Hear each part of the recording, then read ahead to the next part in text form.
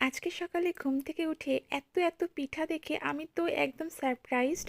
আর এই পিঠাগুলো নিতে আমাদেরকে যেতে হয়েছে বিআরটিসি কাউন্টারে, কেননা আমার মা নিজের হাতে পিঠা বানিয়ে আমাদের জন্য বিআরটিসি গাড়ি করে পাঠিয়েছে। প্রতি বছরই মা আমাদের জন্য এরকম সুন্দর সুন্দর পিঠা ভেজে পাঠায়। বাবা মার বয়স হয়েছে, তারপরও আমি কখনো নিষেধ করি না, কারণ তারা যতদিন আছে ভালোবাসার এই মুহূর্তগুলো মিস করতে চাই না।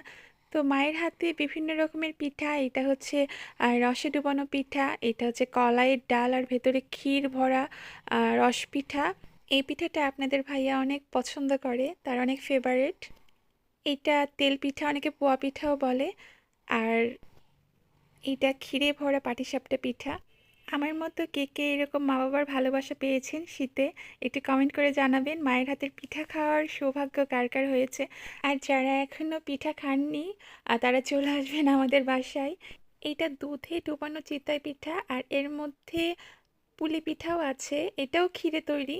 আমার মা নিজের হাতে বাসায় ক্ষীর বানিয়ে তারপর এরকম পিঠা তৈরি করে। আসলে মা বাবা তাদের সর্বোচ্চটা দিয়ে ছেলে মেয়েদেরকে ভালো রাখার চেষ্টা করে। তাই বলবো, ভালো থাকুক পৃথিবীর প্রত্যেকটা মা বাবা। সো আপনাদের ভাইয়া এখন টেস্ট করে বলবে পিঠাগুলো কেমন হয়েছে। সে রসে ডুবানো এই পিঠাটা পছন্দ করে, তাই প্রথমে এইটা টেস্ট করে দেখছে। আসলে মায়ের হাতের প্রত্যেকটা পিঠায় অনেক টেস্ট হয়। থ্যাংক ইউ মা, অনেক ভালোবাসি তোমাকে।